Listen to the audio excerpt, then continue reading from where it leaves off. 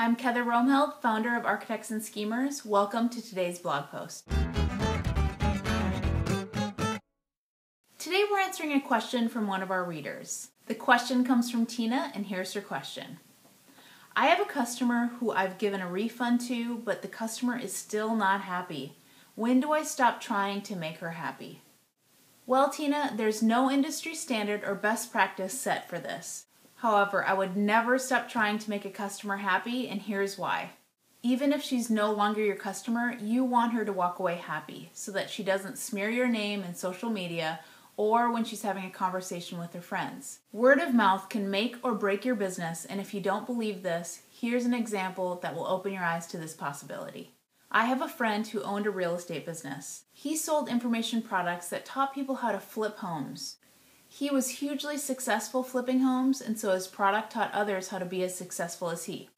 One day, one of his customers was unhappy and they wanted a refund. My friend unfortunately and admittedly handled the situation with arrogance because he was on top of the world.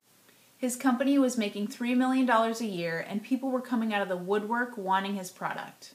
Because my friend handled the refund with arrogance, the customer hired 4 of his friends to go out on the internet and smear his name and the name of his product and company. Now because of this, my friend's $3 million a year company dried up nearly overnight. Why? Because when people were evaluating whether to purchase his product or not, they went out on the internet and Googled the name. And what they found was a bunch of bad reviews from this one unhappy customer who hired a bunch of people to help him smear his name.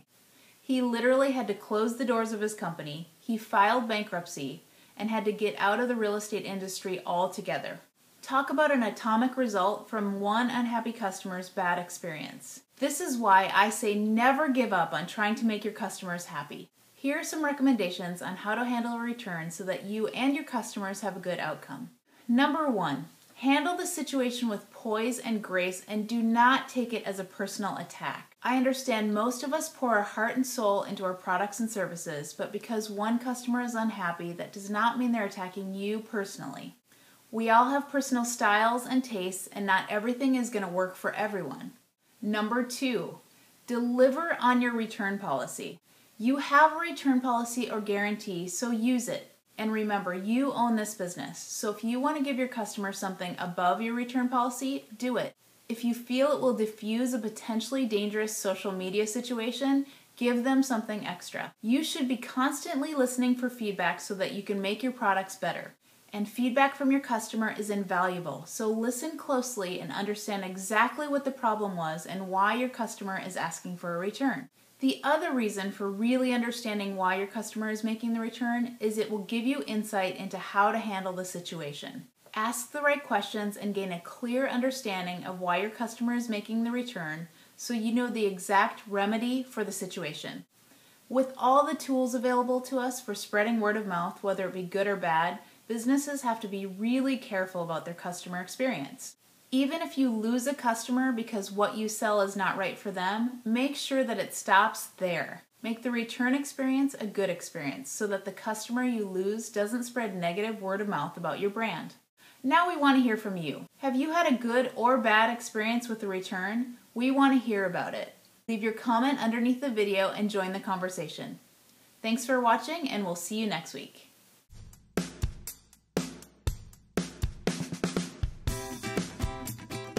Each week we plan a tweet-worthy insight into our blog post. Be a smarty and tweet it out to your followers in one hot click. If you like this video, don't hog it. Share it with your friends on Facebook.